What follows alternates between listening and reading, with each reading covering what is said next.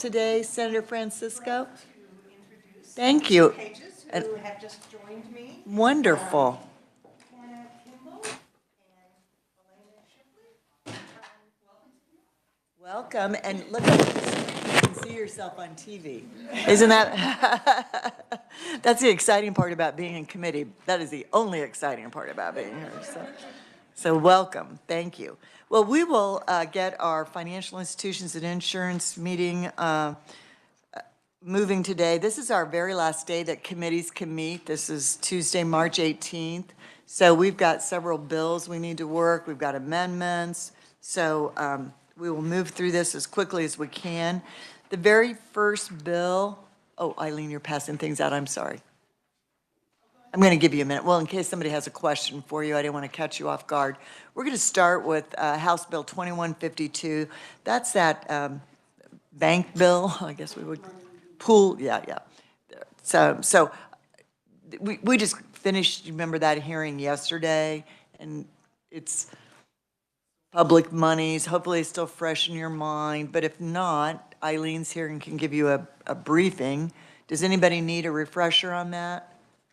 Feel like you understand it and you're ready to move on? Okay, so we do have a technical amendment, so maybe before I ask the committee to what their will is, we might want to take a look at this technical amendment. Would you like to do that, Eileen? Thank you, Madam Chair. In the process of reviewing the bill before the committee had its hearing on it, I identified just a few technical issues that needed to be corrected. So you have that in front of you as a proposed amendment. If you look at the title in line 2, the term financial institutions designated as public depositories isn't really relevant in the bill any longer. So we've replaced that with the industry language for it. It's banks, savings and loan associations, and savings bank. In line 5, the first A there before public monies pooled method, it was back in the original form of the bill where there were multiple different ways of pooling the funds, as I understand it. Now there's the one required method, so that A is being replaced with a the. Public monies pooled method, we struck the of securities because if you look down on the page in the definition section in line 31, it's actually the public monies pooled method or pool of securities.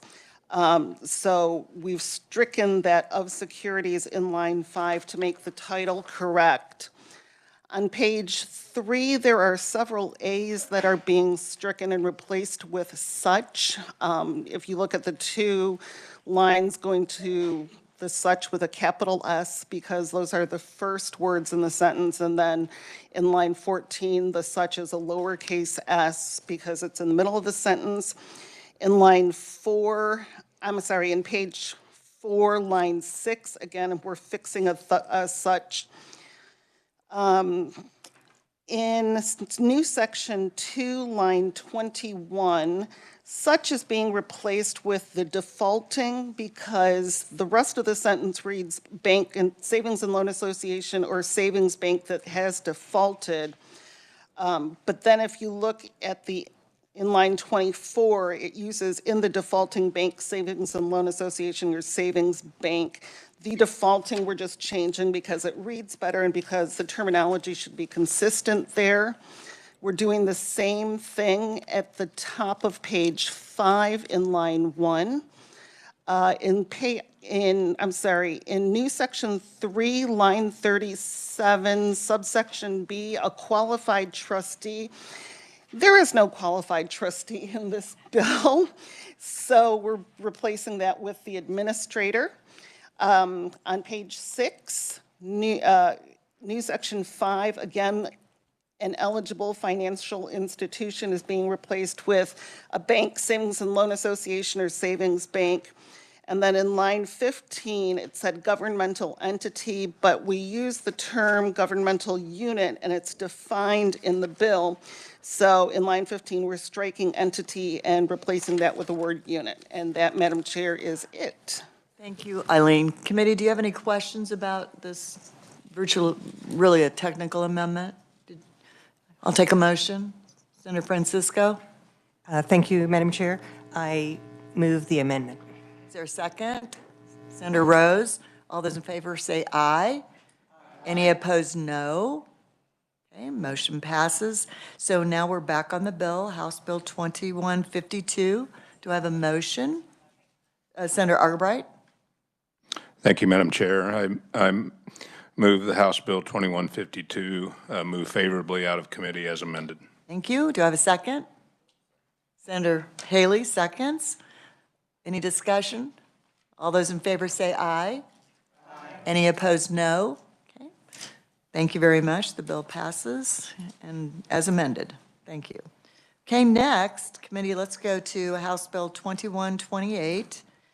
And this is that accreditation bill. So would you like to, it's been a while since we've heard this, so Eileen, would you want to just, you can pass out that amendment first if you want, or, yeah, okay. She'll pass out the amendment. You give us a quick refresher. We'll be very efficient. Thank you.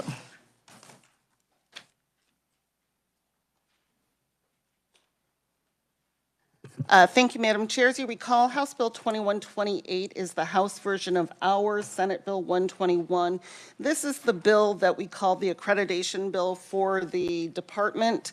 It would add the group capital calculation and liquidity stress test requirements from the NAIC Insurance Holding Company System Regulatory Model Act to our state Insurance Holding Company Act. The bill also authorizes the commissioner to adopt certain documents, calculations, and instructions that would be in effect for the upcoming year and would cause that announcement of all those documents and such being published in the Kansas Register no later than December 1st for the upcoming year. And lastly, this would allow certain life insurers to follow health financial reports and would adopt certain provisions from the NAIC Holding Company System Regulatory Act relating to group capital calculations and liquidity stress testing. Okay. And do you have any questions for Eileen? Everybody remember this bill? Okay. Eileen, we have an amendment. We have two amendments here. Okay, would you like to begin? Oh, let's do the big one. Or the date, which do you want to do, date change? Or the big, let's do the big balloon. Let's do that. Madam Chair, on the request of the department, as you recall, when we worked Senate Bill 121, we had the town amendment, which inserted two new sections to the bill that would exempt certain entities from regulation by the state as health benefit plans. The department requested the same amendment be done to House Bill 2128. So that's the balloon that you see. That's 2 pages. Actually, that's 4 pages because I think they're double-sided. Yeah, 4 pages. If you look on the very last page, that's the language that's being inserted as new section 2 and the new inserted section 10. Committee, any questions on that amendment? You remember that, I think. We had quite a bit of testimony on that, why it was important to include that self-funded plan in this bill. Okay. Do I have a motion on the amendment? Senator Francisco? Thank you, Madam Chair. I move the amendment. Do we have a second? Senator Fagg, seconds. Any discussion? All those in favor say aye. Any opposed, no. Okay, amendment passes. We also have a second amendment. Senator Fagg? Thank you, Madam Chairman. Very simple amendment. We've changed the statute book to Kansas Register. I move my amendment. Okay, do we have a second? Senator Rose, seconds. Any discussion? All those in favor say aye. Aye. Any opposed, no? Okay. No? Okay. 1 no. 2 no. 1 no. 2 no. Okay. Motion carries. All right, very good. Okay, we are back on the bill, House Bill 2128 as amended. Do I have a motion? Senator Gossage? Madam Chair, I move that we pass out House Bill 2128 as amended favorably. Do I have a second? Senator Rose, seconds. Any discussion? All those in favor say aye. Aye. Any opposed, no. Okay, motion carries, bill passes out. Thank you. Very good. And then if anybody's excited to carry any of these bills, make sure you let me know. Okay. All right, committee, let's go to House Bill 2334, which is the captive insurance bill that we learned a lot about this session. I believe we have 2 amendments, so you want to pass those out and we'll.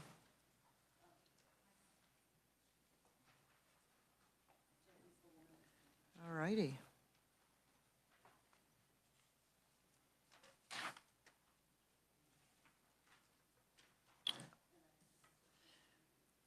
While we're passing that out, those 2 amendments out, would you like to just do a really brief review, since it was a new piece of information for us? Thank you, Madam Chair. House Bill 2334, Sections 1 through 10 would enact the Kansas Protected Cell Captive Insurance Company Act, and then the remainder of the bill amends the current Captive Insurance Act. The new sections of the act, as I said, that enact the Kansas Protective Cell Captive Insurance Company Act were based on the Tennessee statutes that were themselves based on the NAIC Model Captive Protected Cell Captive Act. And I'm not sure what else there really is to say other than the bill passed the House Committee of the Whole unanimously. Good. Okay. So 2 amendments. Are you ready for those? Why don't you start with, Why is that 2 pages? The first Strike. one is the amendment that on page 10 unstrikes the words accident and health. That was a request from the department. As you recall, they had the idea of an issue with that language, and then they came back to me and the chair to request the balloon. Unstriking accident and health was their request to, because as I understand, accident and health written on a direct basis is different from regular accident and health insurance. So that is the genesis of that balloon. very good. Any questions of the reviser? All right, do I have a motion on the amendment? Senator Gossage? Madam Chair, I move we pass out this amendment favorably. Do I have a second? Senator Cluse? Any discussion? All those in favor say aye. Any opposed, no. Okay, motion passes on this amendment. Thank you. And then the second amendment, I believe, is a date change. Senator Fagg, you're good at those. Sure.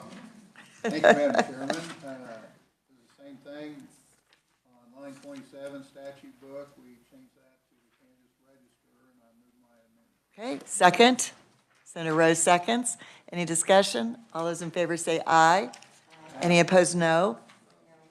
2 noes. Thank you. Very good. Amendment passes. We are back on the bill now. This is House Bill 2334. Motion, Senator Gossage. Do you have a question? I'm sorry. Thank you, Madam Chair. I was all moving. I was moving. We're moving. So I want to apologize to the committee. I had talked about an amendment on this bill that would have given a year's grace in terms of paying the fee, premium tax. And I did have a chance briefly yesterday to talk with the department, but, a lot's been happening. And so we don't have an amendment on that. I think that is one of the best ways to encourage Kansas companies that are currently out of state to come back. I just wanted to bring this up with committee members because I am interested in introducing that on the floor. Okay, I was going to suggest that would be a Yeah. floor amendment. A floor amendment, but I didn't, Do we have a fiscal note on that? Do we have any idea? I would, Maybe by then you'll by have. then we could have a fiscal note. So I think that would be better, but I didn't want members of the committee Surprise. to be surprised. And certainly contact me and discuss this with me if you have suggestions or concerns. Very good. Thank you for that. I appreciate that. Okay, so we are back on the bill, House Bill 2334, and we had a motion and a second. I'm sorry. I think we had a motion and second on the amendment. Oh, I'm sorry. We're back on the bill. Yes, back on the bill. Thank you. Thank you. Thank you very much. Back on the bill. Do I have a motion on the bill? Senator Gossage. Thank you, Madam Chair. I just want to thank you for all the time that you gave us to be able to thoroughly research this.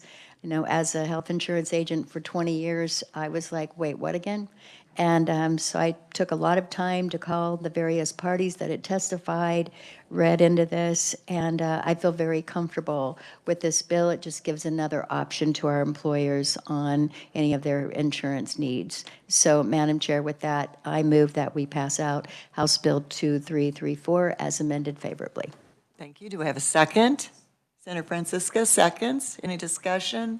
All those in favor say aye. Any opposed, no. Motion passes. Thank you very much. That bill's out of committee. Okay. House Bill 2086. I think we were not going to do that one. I think we're going to wait on that.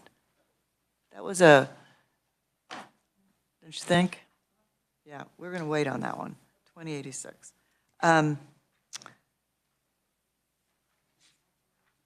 Well,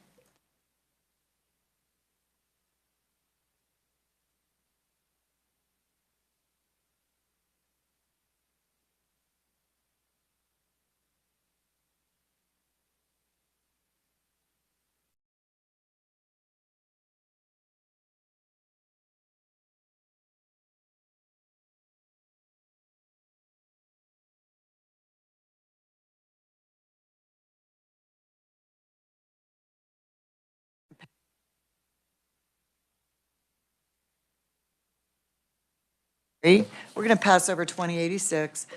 Senate Bill 284 is the bill that we had our hearing on yesterday, very polite, very informative hearing. This is the 340B drug distribution bill, and we do have a couple of amendments before we tackle the bill. So there's an amendment about, and if you remember when Senator Murphy was here yesterday testifying, and then we heard later on about the wholesalers wanting to be removed from this. So we have an amendment that we are going to distribute. Sure. We've got two amendments. I'm kind of calling it the Murphy Amendment, but only because he brought it up. And it gives you a context.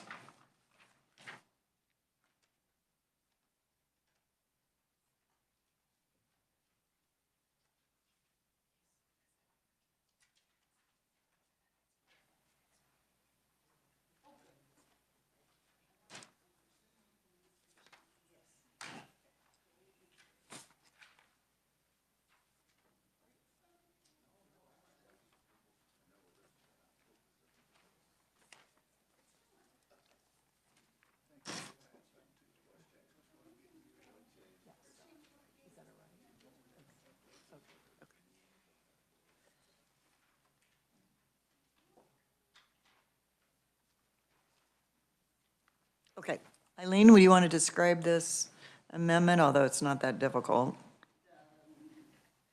The, on page 3, including a wholesaler. Thank you, Madam Chair. The Murphy Amendment, as we're calling it, was requested to remove wholesalers from page 2 in section 3, line 18. We're going to remove wholesaler or virtual wholesaler as entities that shall not directly or indirectly deny, restrict, prohibit, discriminate against, or otherwise limit the acquisition or delivery of a 340B drug to a covered entity or location otherwise authorized by a covered entity. Then going further on page 3, regarding the Board of Pharmacies being able to investigate a complaint, in line 29, it says to read the entire phrase, the board may investigate any complaint of a violation of Section 3, again, that's the section we just amended, by a person or entity subject to registration or permitting requirements of the board, and then we're striking "and upon." We're adding "including any wholesaler that may possess evidence supporting such complaints." So wholesalers do need to let me rephrase. Wholesalers may initiate complaints if they possess evidence of a violation of Section 3. And then in line 30, we're just saying, we're inserting the board to say the board may impose discipline, suspension, or revocation of the registration or permit of any such person or entity. Thank you for the explanation. Any questions, committee, on that amendment? Okay. I would take a motion on the amendment. Senator Francisco? Thank you, Madam Chair. I move the amendment. Okay, do I have a second? Senator Cluse seconds. Okay, we have a motion and a second. Is there any discussion, questions? If not, all those in favor, oh, I'm sorry, Senator Warren? Thank you, Madam Chair. Just what was the reason for exempting the wholesalers out? That came up yesterday in testimony, and I'll let, All I understood was that they really wanted not to be a portion of the bill, and it would pretty much tank otherwise. yes, Senator Francisco, I'm sorry, I'm looking at you with the yes. Thank you, Madam Chair. My understanding is that the wholesalers aren't directly delivering any of the drugs, so they did not want to be part of the restrictions since they're providing a quantity of drugs to a pharmacy and not individually to any of the patients. You did a fine job of explaining that. Yes, thank you. Does that make sense, Senator Warren? I have no comment. Thank you, Madam Chair. All right. All right, so if there are no more questions, we have a motion and a second. All those in favor of this amendment, say aye. Aye. Any opposed? No, okay. Motion passes. Now let's look at the other Second Amendment, which is a little different. And this is defining who a 340B patient is. So Eileen, would you want to describe that a bit? Sure, thank you, Madam Chair. This was requested in response more or less to define who a 340B patient is, to whom this program would apply. So a 340B patient means an individual who is low income, underinsured, and who does not qualify for Medicare or Medicaid. And again, let me explain the "and" there. And meaning that the individual must be low income, underinsured, and not qualify for Medicare or Medicaid. Pretty clear cut. Senator Warren? Well, We need a yes. motion and a Yeah, second. let's do a before motion and a discussion. second, and then we'll have discussion. Is there a motion on this amendment? So we can discuss it, or do you don't like it and we're getting rid of it? Okay. Senator Francisco. I would be happy to make that motion, and understanding that this could likely be people who don't qualify because we don't have Medicaid expansion. I have a motion. Do I have a second? Anybody want to second this? Second by Senator Fack. Now, we'll open for I have a motion and a second. And so, Senator Warren, question? Yes, thank you, Madam Chair. So this is a very complex topic we're talking about. I think we had a 20-minute hearing yesterday, and understand it's the end of session, and there's lots of work to do.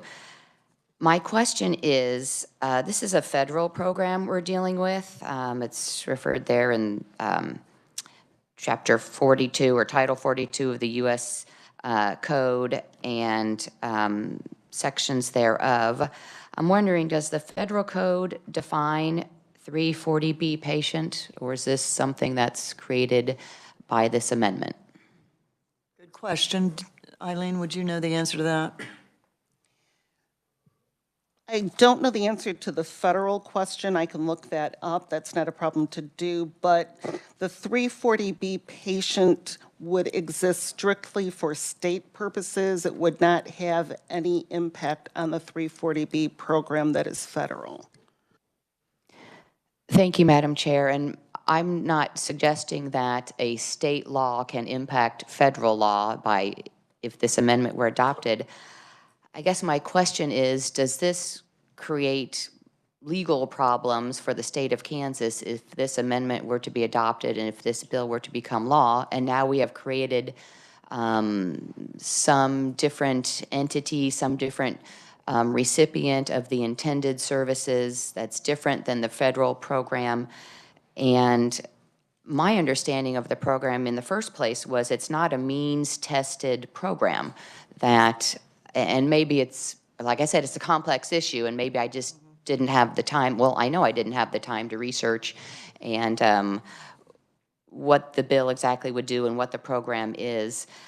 So are we putting in a definition that isn't in the federal program and is changing some of the intent of the federal program, and then again getting us, if this were to become law, subject to a lawsuit because we've gone too far in what a state can do? So my understanding was 340B patient, as the program has been used, is it's not a means-tested program, and that this definition would make it a means-tested program in Kansas. And that would be a difference and a conflict, and is that preempted by federal law? It's more a rhetorical question for discussion, and is that something that Kansas wants to go down the road of? Okay, Eileen?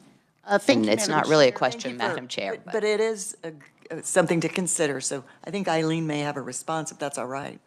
Yeah, go ahead. Thank you, Madam Chair. So looking at the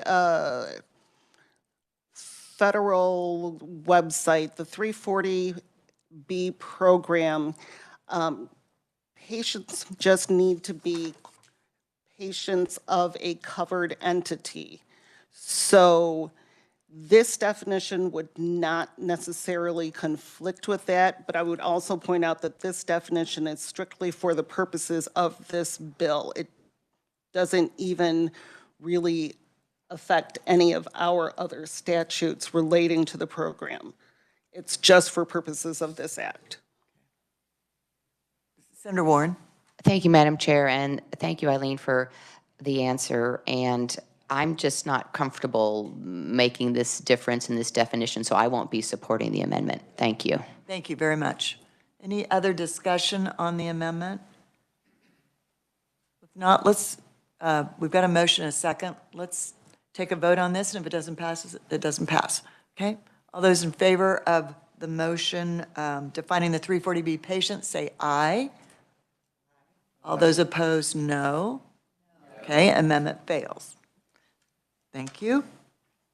Great. Good discussion. Thank you for that. Okay, we are back on the bill, Senate Bill 284. I don't have any other motions. Senator Argabright? Thank you, Madam Chair. A lot of good information. I just want to share a little bit of information. Yesterday, I asked research on how many other states are looking at this type of legislation, and I want to be clear on the information given to me this morning. There's 19 states, to answer the question, but no legislation identified was identical to 284. So that 19 states have some type of legislation on this. That tells me, obviously, and we heard it in testimony, that there's some federal things that probably need to be done if that many states are looking at it. But it's also not unique to Kansas, and so I appreciate that information coming to me from yesterday's hearing. A few other things. I know there's federal areas that need to be looked at, and it sounds like they are being looked at. Representing rural Kansas, I This is an important bill for rural hospitals. Will it save them? Probably not, if that's the true issue, but it will definitely help, and we need our rural hospitals. I am supportive of this bill, and I appreciate all the discussion that's taken place, and I would like to present a motion. Go ahead. I move that SB 284 be passed out favorably out of committee as amended. Do I have a second? Oh, wait. I thought that was after. Okay, we're good? Okay. Yes, okay. Do I have a second? Back to the, do I have a second? Senator Francisco? I have a little more discussion, I think, before, but I can second it. Okay, second, discussion. Yes, go ahead, Senator Francisco. Madam Chair, I think one of the things where I'm having difficulty about this is I certainly believe it doesn't make sense for a manufacturer to be able to limit the number of pharmacies to just one. On the other hand, I understand that if you might have 250 pharmacies for the hospital, that can create some problems. We did not change the definition of the patient. So I think that makes me even a little more leery or concerned. I didn't have time and did make some inquiries about how you would, what would a reasonable limit be? You know, is 5 enough? Is within the county enough? Is a 100-mile radius of a pharmacy enough? And I still, you know, if this goes to the floor, I still would like to have that sort of discussion, because I think I'm trying to find a balance between no limits at all and something that could be helpful to our pharmacies. Discussion committee, Senator Clues. Thank you, Madam Chair. This has been an interesting topic. Unlike 2334, we haven't had time. Senator Warren spoke to that. Although I have heard a lot from my Topeka, Lawrence community, Franklin, rural hospitals, and so, you know, that's important to me as well. I do believe there are some fixes that are needed federally. At the same time, to not allow some sort of a debate in getting this out and getting more information based on what I'm hearing from my district, it's a little unsettling to just not go anywhere in this. But I think I still have a lot of questions that need to be answered in really looking at this. And so kind of in between on this, but feeling that maybe if we can understand it a little bit more, have that opportunity, that would be helpful. I think being able to take the time to digest, I often wonder why we jump into something this big and this quick, especially after coming out of budget.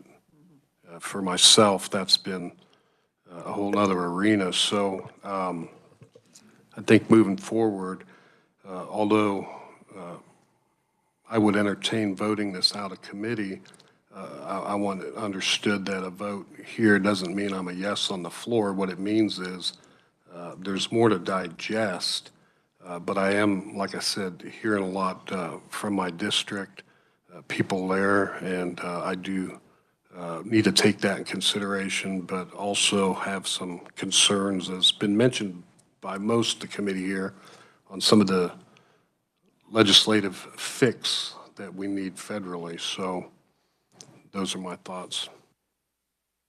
Committee, any other discussion? Senator Warren? Thank you, Madam Chair. And like I've said before, it is a complex issue, and other members of the committee have mentioned, they wish they had more time to take a look at it, to understand it more, have been some of the comments. I think that this committee has some more work to do on it, quite frankly, to understand it. And the place to do the deep dive, I think, is in committee. Once it's out of committee, you don't have any more testimony from proponents, opponents, neutrals. And I, for one, would like to get some more information. Some of the conferees have reached out, and from both sides, and it's complex, and trying to get it right in the product that comes out of this committee. I think our colleagues look to the committee to do its work thoroughly and make sure we have done that. Regarding the substance of the bill, is it this would be a whole new act in Kansas, right? It would be the Defense of Drug Delivery Act. So it's something new. I understand some other states have done it. I think some other states have been struck down in what they have done. So we're probably likely headed to some federal litigation over this, whether we can, as a state, do this or not, which concerns me, and especially when we're creating a whole new act here. I, for one, would like the opportunity for additional time before advancing this to colleagues on the Senate floor. I think, we're creating a new defense fund. The board is having some additional investigative authority in this bill, and I just need to talk to some more of the stakeholders and the board, and what does that look like for you? The board didn't come in and testify that, yes, we want this authority, yes, this is how we would use it.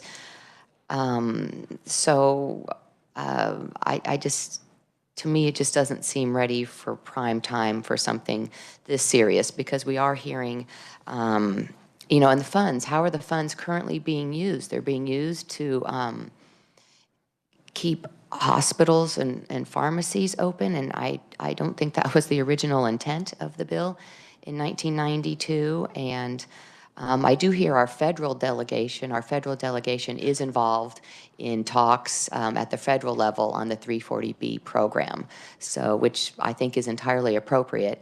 And so I'm just concerned on a couple different levels. Is it the state's role? Is it the procedure we've done here appropriate? It's brand new, and especially a brand new act.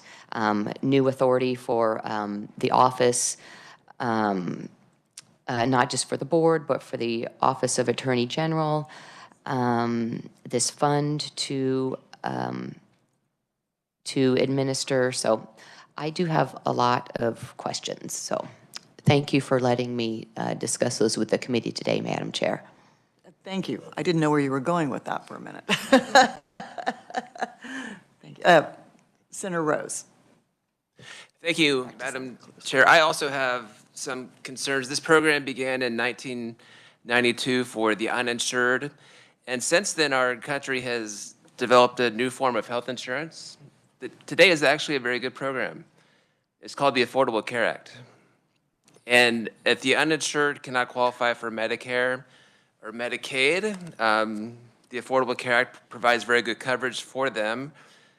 Some subsidies make the premium as low as $0. The maximum out of pocket for medical copays on some plans is $1,300 out of the patient's pocket.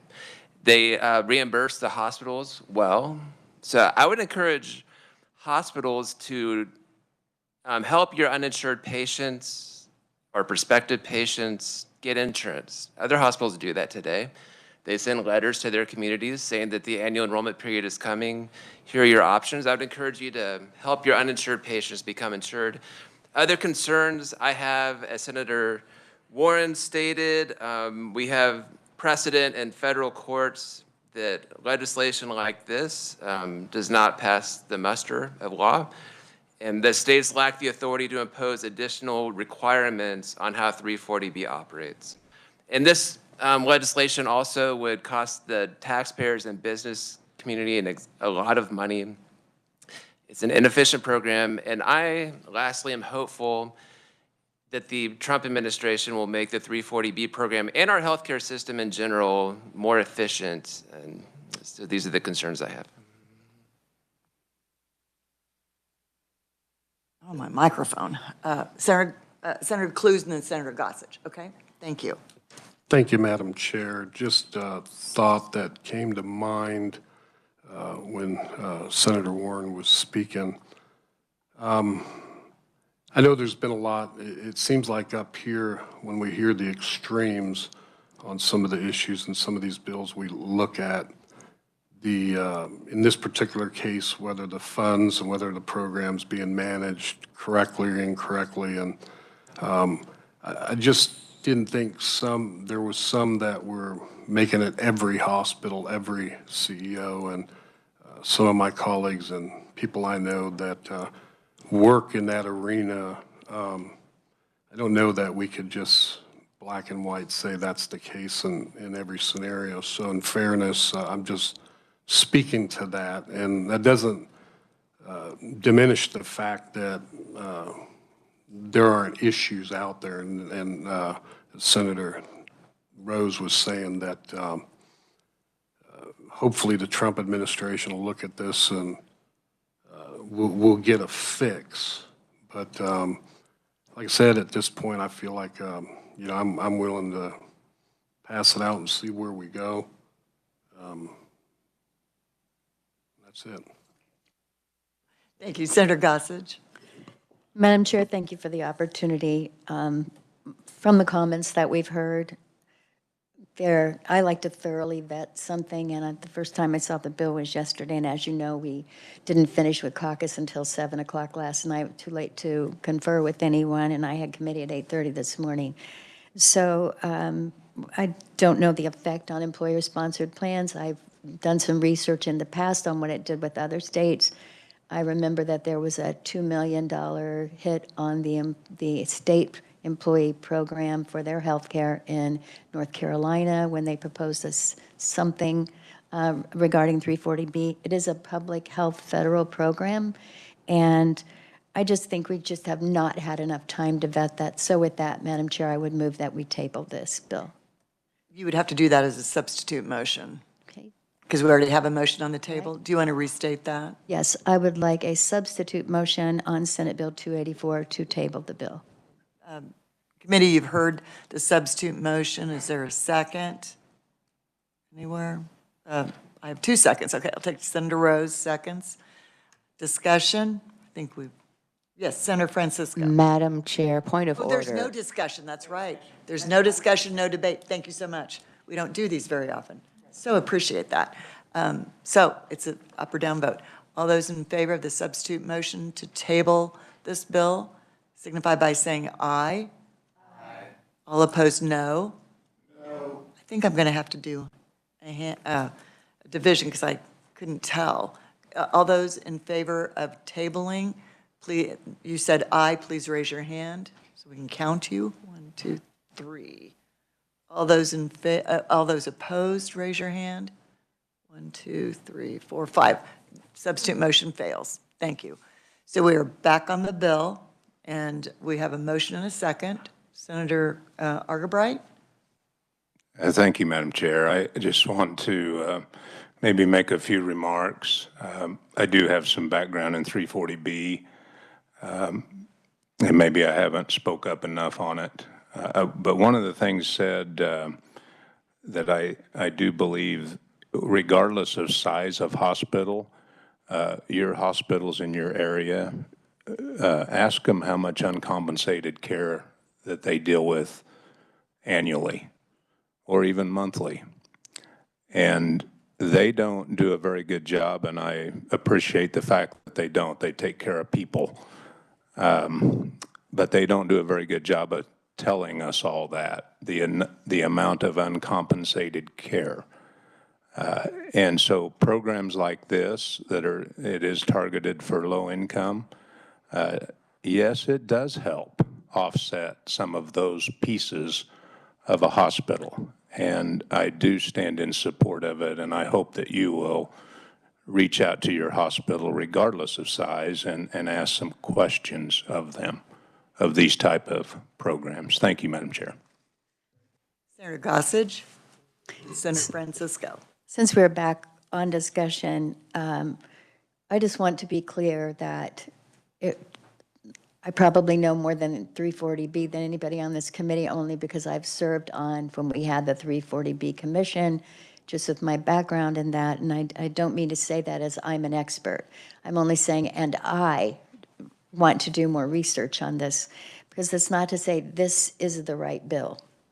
So it's not that we are not saying 340B needs to be adjusted, or that the federal government is definitely investigating the entire program, but I haven't spoken with the Attorney General's office on it.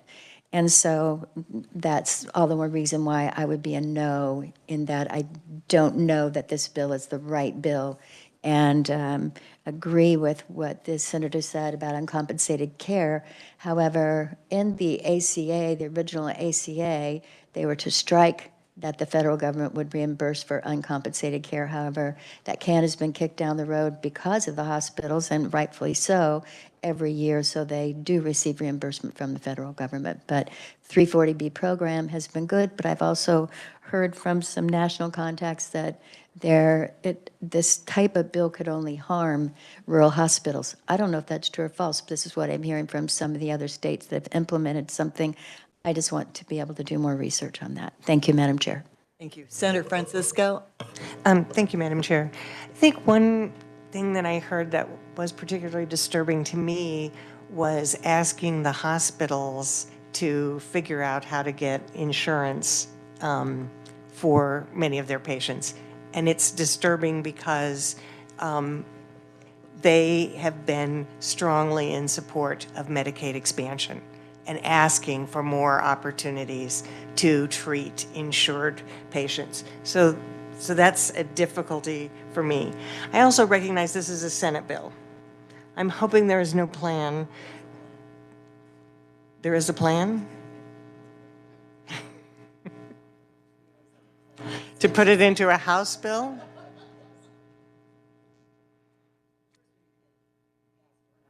Okay, I'm in support of this, but only if there is additional opportunities for discussion. Thank you. All right. Yes, Senator Warren. Thank you, Madam Chair. And now to add layers of complexity to an already complex issue and bill, you know, we're talking about Medicaid expansion, and we're talking about uninsured care, dealing with uncompensated care. And to me, you know, a lay person looking at 340B for the first time for a few minutes just yesterday, you know, is this bill intended to be a substitute for Medicaid expansion for our hospitals? And that's not, it's a rhetorical question, but it's kind of looking like it. Oh, our hospital needs it to remain open. Our pharmacies need it to remain open. But just hearing yesterday some of the testimony, it seems to me that the 340B program wasn't created for that purpose. It was created to deliver some cost savings to patients who are receiving the 340B drugs. And we have gotten far afield from that, and it seems to me that the bill, this whole new act, would continue the getting further away from the intent of the 340B program, because we're hearing the hospitals need it to stay open, the pharmacies need it to stay open. And to me, that's not what the 340B program, again, having just heard about it for the first time yesterday, and so we didn't hear from the Office of Attorney General about what would happen with the investigative power. How would the fund be used? This would be put in the state Treasury, I think, the fund would be. So I didn't have any time to investigate that as well. So for these many reasons, and maybe this is the vehicle to get some things done, but at this time, I'm just not ready to say it is. So for that reason, I'll be a no on the bill as amended. Thank you for that. Senator Rose, we're going to have to take a vote here pretty quickly. Okay. Just a quick response to the good senator from Douglas. It was actually the hospital in your hometown that gave me that thought. You might have gotten the letter last Medicare annual enrollment period in which the hospital stated for Medicare Advantage that these carriers are in our network and these carriers aren't. I'm not sure if you got that. That's very well publicized. And I just go back. I'd love to ask the hospitals some more questions. Are you better reimbursed by a patient on the Affordable Care Act or Medicare or Medicaid than you are through the 340B program? I think that's an important piece to what we're talking about. I want the hospitals to be successful. In my opinion, that comes through health insurance, not a program that picks winners and losers. Thank you, Senator Rose. Well, we've had a very good discussion, and I do want to mention that the reason it came to us so late is it was introduced late in Fed and State, and then it got referred to our committee, and we weren't originally going to have time to hear it, but because the person who introduced it in Fed and State worked with leadership to find a way to get us to be able to hear that, that's why you only had a short amount of time, because our committees don't meet after today. So unfortunately, that was our only option to be able to hear that bill. So apologies for that, but that was all the time we had. So we have a motion, we have a second, we've had discussion. All those in favor of Senate Bill 284, passing out of committee as amended, say aye. Aye. All those opposed, no. So bill passes. So now we have another motion, and that's Senator Fagg. Thank you, Madam Chairman. This is a motion to remove the contents of HB 2245 and insert the contents of HB 284 as amended. And The right number. this would be all in one motion. And I guess then I'd move that we remove the contents of HB 2246 and insert the contents of SB 284. They need to be on two separate No, ones. no.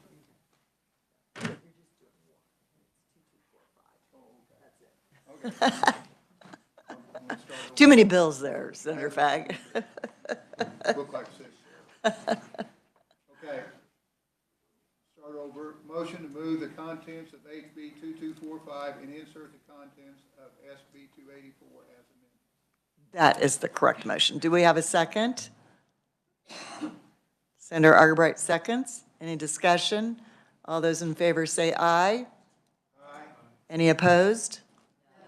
Okay, we better have a hand count because I can't tell. All those in favor of that motion, raise your hand by signifying aye. I only see two people. Okay? 1, 2, 3 people. All those opposed, no. Okay, that motion fails. So we will, yeah, it's Senate Bill 284. Thank you so much. Committee, I want to thank the staff for all of their hard work this session. This has been a great committee. Thank you all. Really appreciate it. And committee, thank you. We've had good discussion, very polite, great information that we've learned this session. So thank you so much. Appreciate it. Committee adjourned.